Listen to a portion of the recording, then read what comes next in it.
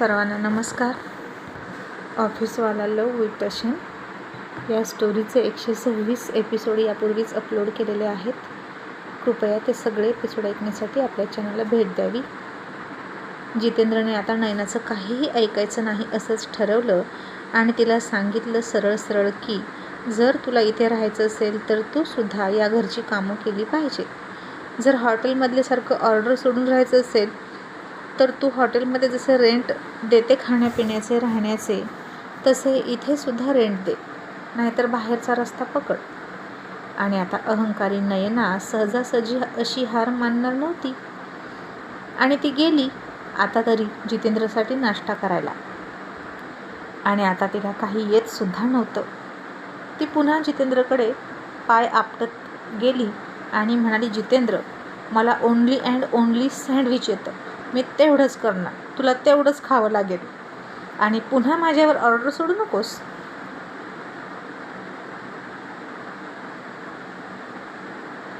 आणि जितेंद्र म्हणाला, ठीक आहे, तेवढं तर तेवढं बनव, पण तू जे बनवशील तेच मी खाईन आणि मम्मी पप्पासाठी सुद्धा बनव. आणि ती लगेच म्हणाली, का? मी त्यांच्यासाठी नाही बनवणार. जितेंद्र म्हणाला, नयना, विसरू नकोस, हे घर त्यांचं आहे, मी त्यांचा मुलगा आहे म्हणून मी ते राहतोय. आणि जर तुला राहायचं असेल तर तू सुद्धा त्यांचं काम कर, नाही तर ते तुला हाकलून देतील. तुला काय करायचं ते बघ. नयनाला आता इतका राग आला की वाटायचं सरळ बॅग उचलावी आणि निघूनच जावं. पण जायचं कुठं? डॅडी तर गेटवर सुद्धा येऊ देणार नाहीत. आणि म्हणून तिनं आता रागात सगळ्यांसाठी सँडविच बनवायला गेली. आणि आता जितेंद्र डायनिंग टेबलवर येऊन बसला तिच्यावर लक्ष ठेवण्यासाठी. आणि नयना तिकडून ओरडून म्हणाली, मम्मी, ओनियन कुठे आहे, टोमॅटो कुठे आहे? तशी चापलुसी करणारी मम्मी लगेच उठली. आले हा नयना बेटा, असं म्हणून तिची मदत करण्यासाठी. ती पळायलाच लागली.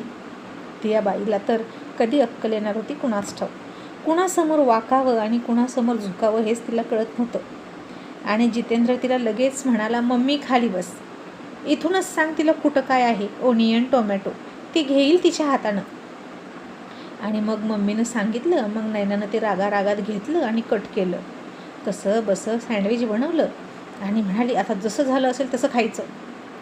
आता सगळे खायला लागले आणि कुणालाही ते सँडविच आवडेना आणि त्यांनी परत ठेवलं. आणि ती म्हणाली, हे काय, मी इतक्या कष्टानं बनवलं आणि तुम्ही असं परत का ठेवलं? माझ्या मेहनतीची काही कदर आहे की नाही तुम्हाला? आणि मग जितेंद्र तिलाही म्हणाला, बस ना, तू पण खा आणि हे सँडविच कसं झालं ते बघ. मग नयनाने एक घास खाल्ला आणि तिला ते आवडलंच नाही. तिने ते थुंकून टाकलं. जितेंद्र म्हणाला, का गं नयना, तू बनवलेलं तूच खात नाहीस, मग आम्ही कसं खाणार सांग बरं? मेहनत करत होतीस तर खाण्याच्या वस्तू तरी नीट बनवायच्या ना, खाण्याच्या लायकीच्या तरी. नाहीतर उगीच सगळीच्या सगळी मेहनत तुझी वायाच गेली ना. आणि इतका केअरलेसपणा बरा नव्हे. आता जा आणि दुसरं काळजीपूर्वक बनवून आण, नाहीतर तुझी मेहनत वाया जाईल. नयना आता पुन्हा चिडली आणि गेली. आणि मम्मी म्हणाली, जितेंद्र, अरे मी जाते ना. जितेंद्र तिला दम देऊन म्हणाला, मम्मी, तसं असेल तर तू तुझं आणि पप्पांचं बनव, माझ्यासाठी माझी बायकोच बनवेल. आणि जर तुला असंच इंटरफेअर करायचं असेल ना आमच्या मध्ये तर मी सुद्धा नयनाला घेऊन वेगळा राहायला निघालो. समजलं का? कारण तुझ्या लाडामुळे माझी बायको बिघडली. कळलं तुला? असं जितेंद्र मम्मीला दम देऊनच म्हणाला. आणि आता मम्मीचा जितेंद्रवर प्रचंड जीव होता, अगदी लहानपणापासून. आणि ती म्हणाली, नाही रे बाबा, तू मला सोडून जाऊ नकोस, संग्राम गेला आहे तेवढं पुरे. आणि मग आता नयनानं थोडं काळजीपूर्वक सँडविच बनवलं. थोडा उशीर लागला तिला आणि ते खाल्ल्यानंतर जितेंद्र म्हणाला, ठीक झालं आहे आणि नेक्स्ट टाईम चांगलं बनेल, हो की नाही? आणि फक्त रोज सँडविच खाणार नाही मी, मला आणखीन दुसरंही काहीतरी हवं नाश्त्यामध्ये, जे मम्मी करते ते. नयना म्हणाली, पण ते मला नाही येत, मला फक्त सँडविच येतं. जितेंद्र म्हणाला, मग शिकून घे, आता तू लहान नाहीस त्यामुळे लगेच शिकशील, नाहीतर दिवसभर घरी बसून काय काम आहे तुला? इतर गोष्टी मोबाईलवर बघत बसतेस, त्यापेक्षा काहीतरी रेसिपी बघ. आणि तू तरी रोज एकच पदार्थ खाशील का गं? सांग बरं. आणि आता जा आणि लंचची तयारी कर. नयना म्हणाली, ते पण मीच करायचं का? जितेंद्र म्हणाला, हो, सगळी कामं तूच करायची. आता मी ठरवलंय की घरामध्ये बायकोचं काय काम असतं हे तुला शिकवूनच काढायचं.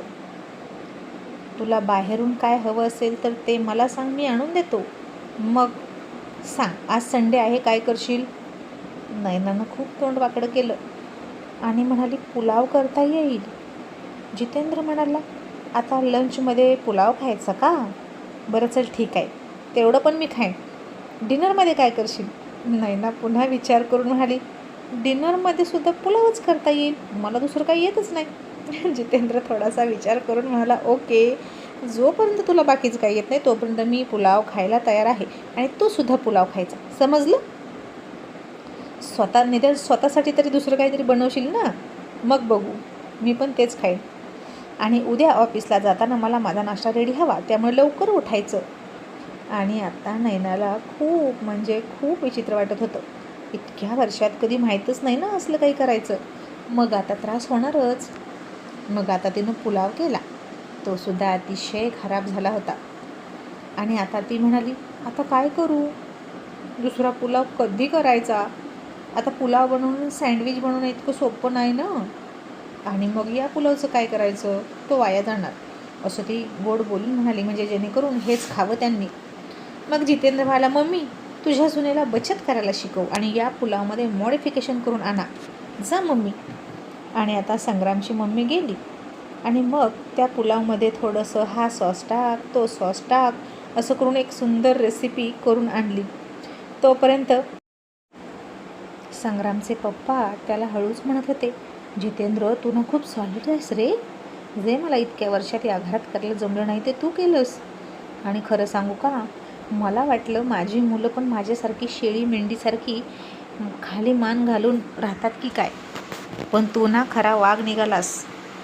आणि जितेंद्र हसून मला, पप्पा, खूप राग यायचा, हो, खूप म्हणजे खूप राग यायचा, पण नोकरी होती ना तिच्या डॅडींच्या जवळ आणि खूप हात बांधले होते, खूप लाचारी व्हायची आणि त्यामुळे नयनाचं सगळं ऐकून घ्यावं लागायचं, तुम्हालाही, मम्मीलासुद्धा आणि मलासुद्धा. आणि तिच्या डॅडींनी आपल्याला खूपच बांधून ठेवलं होतं सगळीकडून, त्यामुळे काहीच करू शकत नव्हतो, कारण त्या नोकरीवर आपलं घर चालत होतं. पण आता ना पप्पा खऱ्या वाघाच्या ऑफिसमध्ये काम करतोय मी. पप्पा तिकडे सगळे वाघच वाघ आहेत आणि वाघीणच वाघीण आहेत. सगळे असेच आहेत, एकदम डॅशिंग, पण वागायला चुकत नाहीत, किती रिस्पेक्ट करतात एकमेकांचा. आणि ही आपली नयना कसलाही रिस्पेक्ट करत नाही आपला. त्यामुळे मला वाटतं आपला संग्रामसुद्धा असा डॅशिंग झाला आहे, आधीसारखा राहिला नाही तो. आणि मग मी तरी का मागं राहू? आणि खरं सांगू पप्पा, मधूमुळे हा सगळा बदल झाला आहे असं म्हणावं लागेल. आणि आत्ता कुठं आपलं घर वाटायला लागलं. आणि नाहीतर या आधी पुरुषांवर अन्याय होणारं केंद्रस्थान होतं. आणि पप्पासुद्धा म्हणाले, खरं आहे तुझं, ती मुलगी खूप छान आहे. आता संग्राम आला ना स्वित्झर्लंडवरून की मग आपण जाऊया त्यांना भेटायला. पण आता एक फोन करतो असं म्हणून पप्पानं संग्रामला फोन केला. संग्राम आणि मधू एन्जॉय करत होते, नुकतेच रूमवर आले होते आणि मुद्दाम, जितेंद्र, पप्पा तिकडंच विचारायचे, हॉटेल कसं आहे, हे कसं आहे, जेवण कसं आहे, तुम्ही एन्जॉय करताय का, छान छान राहा बरं का, असं मुद्दाम मोठ्यानं म्हणायचे. तसं संग्रामची मम्मी नयना किचनमधून कांटा उगारायच्या. आणि आता मधूला खूप छान वाटत होतं, सगळी फॅमिली नाही पण निम्मी फॅमिली तरी आपल्याशी बोलते म्हणून ती खुश होती. आणि मग आणखीन काय पाहिजे होतं? आणि मग तिकडून फोन ठेवला आणि दोघेही पुलाव खायला लागले. आता संग्रामच्या पप्पांमध्ये सुद्धा वाघ शिरला आणि ते संग्रामच्या मम्मीला म्हणाले, जा आणि माझ्यासाठी लोणचं आण या पुलावसोबत खायला. आणि ती मूर्खबाई आधीसारखीच म्हणाली, तुम्हीच उठा, मी दमले. तसं संग्रामच्या पप्पानं उसनं अवसान आणून तिच्याकडं रागात बघितलं आणि म्हणाले, मूर्खबाई, तुझ्यामुळं तुझी सूनसुद्धा तुझ्या मुलांचा रिस्पेक्ट ठेवत नाही, तू माझं सतत अपमान करतेस, तशीच सवय तुझ्या सुनांना लागली, तुझ्यामुळेच हे घर खराब झालं, तू पण तुझी बॅग उचल आणि बाहेर हो, तुझा लालचीपणा या सगळ्याला कारणीभूत आहे. आणि आता संग्रामची मम्मी तर चकितच झाली तिच्या नवऱ्याचं हे इतक्या वर्षातलं बोलणं ऐकून. आणि आता आपलं काही खरं नाही असं दोघींनाही वाटलं. संग्रामची मम्मी पटकन गेली, लोणचं घेऊन आली आणि त्यांच्या समोर ठेवलं. आणि संग्रामचे पप्पा म्हणाले, वाढणार कोण? तुझा बाप. आणि आता संग्रामच्या मम्मीनं सुनेसमोर अपमान होतोय म्हणून गुपचूप वाढायला सुरुवात केली. आणि मग जितेंद्र आणि त्याचे पप्पा एकमेकांकडे बघून हळूहळू हसत होते आणि पुलाव खात होते, तो मॉडिफिकेशन केलेला. मग तोही दिवस गेला. डिनरमध्ये सुद्धा आता पुलाव खाल्ला जितेंद्रने, पण थोडा चांगला पुलाव केला होता नैना मॅडमनी. आणि नैना थकून झोपली. मग जितेंद्र त्याचा फोन संपवून रूममध्ये आला आणि जितेंद्रने बघितलं तिला अशी झोपलेली आणि त्याला खूप हसायला आलं. अजिबात व्यवस्थित झोपली नव्हती, उशी नीट घेतली नव्हती, नीट ब्लँकेट घेतलं नव्हतं. मग त्यानं तिला पहाटे 5 वाजता उठायचा आधी अलार्म लावून ठेवला आणि मग तिची उशी वगैरे व्यवस्थित करायला गेला आणि तिच्या अंगावर पूर्ण ब्लँकेट घातलं आणि त्याच्या हाताचा स्पर्श झाला आणि तिने त्याचा हात पकडला. आता सगळं झोपेत विसरून गेली आणि जितू डार्लिंग म्हणून त्याच्या मिठीत शिरली. आणि आता ती अशी मिठीत आली आणि खूप दिवसापासून तो असाच होता, उपाशी उपाशी. मग त्यानं हळूवार तिचे केस सावरत तिच्यावर प्रेम करायला सुरुवात केली आणि तिच्या ओठांवर ओठ टेकवून किस करायला लागला.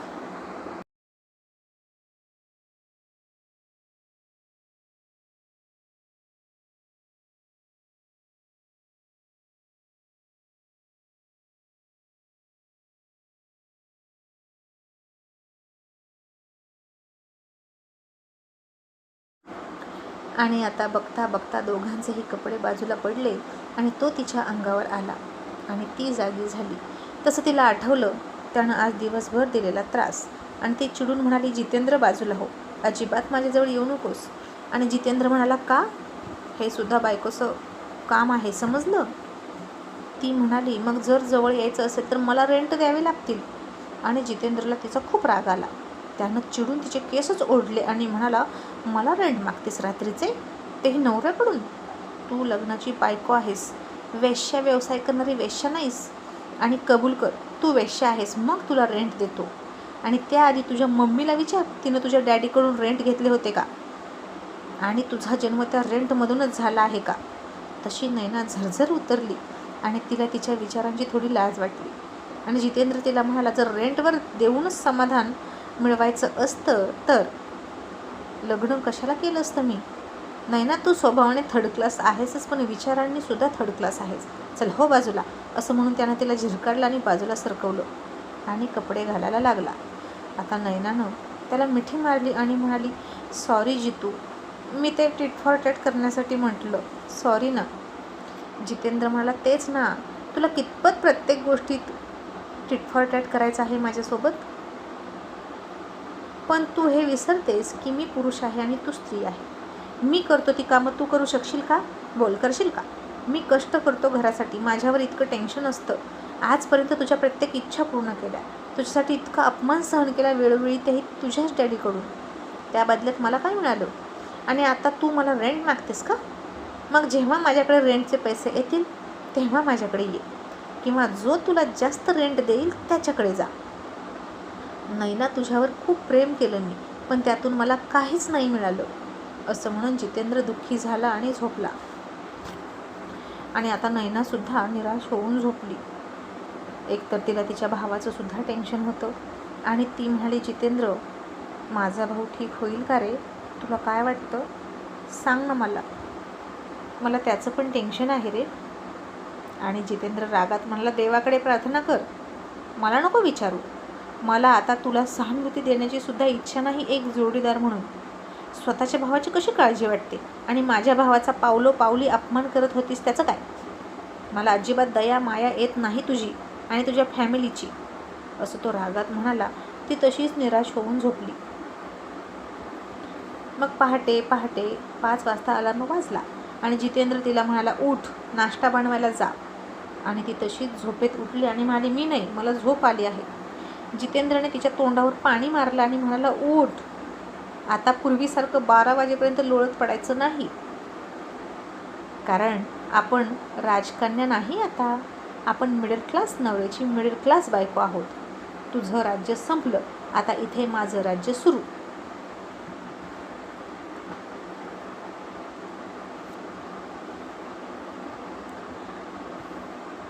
आणि आता हे ऐकलं आणि नयनाला काय कळावं करेना. आणि जितेंद्र म्हणाला, उठ, नाही तर मी निघालो आहे ऑफिसला, चल तुला ड्रॉप करतो तुझ्या डॅडीच्या घरी. मग नयना घाबरली, तशीच पुन्हा उठली आणि खूप आळसामध्ये तिने सँडविचच बनवलं. आणि आता जितेंद्रनं सँडविच तर सँडविच तेवढंच खाल्ल्याने गेला. लवकर घरून निघाला आणि हॉस्पिटलमध्ये गेला. तो रोज लवकर निघायचा, रोज हॉस्पिटलमध्ये जायचा आणि नयनाची मम्मी डॅडी दोघांना भेटून दिलासा द्यायचा. पण नयनालाही माहीत नव्हतं आणि तो जितेंद्रसुद्धा मुद्दाम तिच्यासमोर वाईट साईड बोलायचा तिच्या फॅमिलीला. कारण त्याला माहीत होतं एखादं झाड सुधारवायचं असेल तर वरवर फांदीला इलाज करून उपयोग नाही, तर मुळाची मशागत केली पाहिजे. आणि म्हणून जितेंद्र तिच्या मम्मीला डॅडीला भेटायला जायचा. आणि नयनाचं मूळ पकडलं होतं त्यानं आता, कारण तिच्या स्वभावाचं मूळ तिच्या मम्मी डॅडीमध्ये होतं. त्यांनी जर तिला थारा नाही दिला तर ती अजिबात कुठं जात नव्हती. आणि आईबापाच्या जीवावर उड्या मारणाऱ्या मुली या अशाच असतात. मग तो भेटायला आलेला बघून त्यांना बरं वाटलं. मिस्टर दळवीला सुद्धा चांगलं वाटलं, कारण दुसरं कोणी येतच नव्हतं त्यांना भेटायला. आणि आता तो सुद्धा जितेंद्रला जावई म्हणून रिक्वेस्ट करायला लागला होता. आणि जितेंद्रच्या लक्षात आलं की समाजातील रिस्पेक्ट मिळवायचा असेल तर आधी स्वतःला सेल्फ रिस्पेक्ट दिला पाहिजे, तर इतर लोक रिस्पेक्ट देतात. नाहीतर नयनासारखे लोक आपला कचरा करायला बघतातच. आणि आता जितेंद्र दळवीला म्हणाला, येतो सर, बाय, काळजी घ्या. आणि दळवी डोळ्यात पाणी आणून म्हणाला, बेटा डॅडी नाही का म्हणणार, झालं केलं विसरून तुम्हाला माफ नाही का करू शकत. आणि आता त्यांचा केविलवाणा चेहरा बघितला. जितेंद्रसुद्धा इमोशनल झाला आणि त्यानं दळवीला मिठी मारली आणि म्हणाला, ओके डॅडी, टेन्शन घेऊ नका, सगळं ठीक होईल. आणि दळवीला खूप छान वाटलं आणि कुठेतरी थोडंसं गिल्ट कमी झालं. आता नयनाने जितेंद्र गेल्यानंतर न्यूजपेपर बघितला आणि कुठं नोकरी लागते का ते बघत होती. तर कपूर इंडस्ट्रीमध्ये वॅकन्सी होती.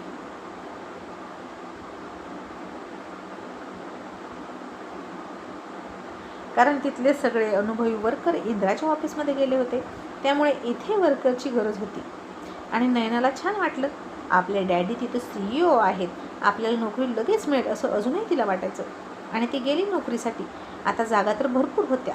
आज नयना एकटीच आली होती नोकरी मागायला आणि येईल त्याला नोकरी द्यायचं ते. आणि ही नोकरी आपण करायची आणि जितेंद्रला रेंट मागतो तर रेंट द्यायचे आणि त्याच्या तोंडावर पैसे फेकायचे, पण स्वयंपाक करायचा नाही आणि त्याची कामं करायची नाही असं तिनं ठरवलं. पण आता तिला बघितली आणि मिस्टर दळवी म्हणाले, या मुलीला सोडून दुसऱ्या कुणालाही नोकरी द्या, फक्त हिला देऊ नका, मला हिचं तोंडही बघायचं नाही. आणि पुन्हा तिला कंपनीच्या गेटवर सुद्धा येऊ देऊ नका.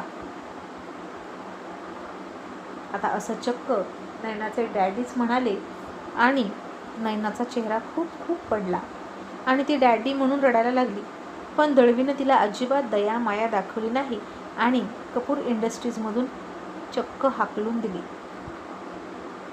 मग तिनं दुसरी जाहिरात बघितली होतीच इंद्राच्या कंपनीची, तिथून नोकरी मिळेल म्हणून तिथं गेली. पण तिला माहीत नव्हतं की जितेंद्र इथंच काम करतो. आणि ती इंटरव्ह्यूला आलेली बघून इंद्रा जितेंद्रला म्हणाला, बघ तुला योग्य वाटलं तर घे, नाही तर परत पाठव. आणि आता जितेंद्रने बघितलं की कोण आलं इंटरव्ह्यूला, तर नयना दिसली. आणि तिला बघून जितेंद्र म्हणाला, नयना तू? ती पण म्हणाली, जितेंद्र तू इथे काम करतोस का? तो म्हणाला, हो. पण तू कशाला आलीस इंटरव्ह्यूला आणि तुला काय येतं गं? मला ना आमच्या कंपनीत तुझ्यासारखी एम्प्लॉई नकोत, तुला अजिबात एक्सपिरियन्स नाही, यू आर रिजेक्टेड असं म्हणून जितेंद्रने तिला परत पाठवली. आणि आता नयना तिथून सुद्धा तोंड बारीक करून परत घरी गेली.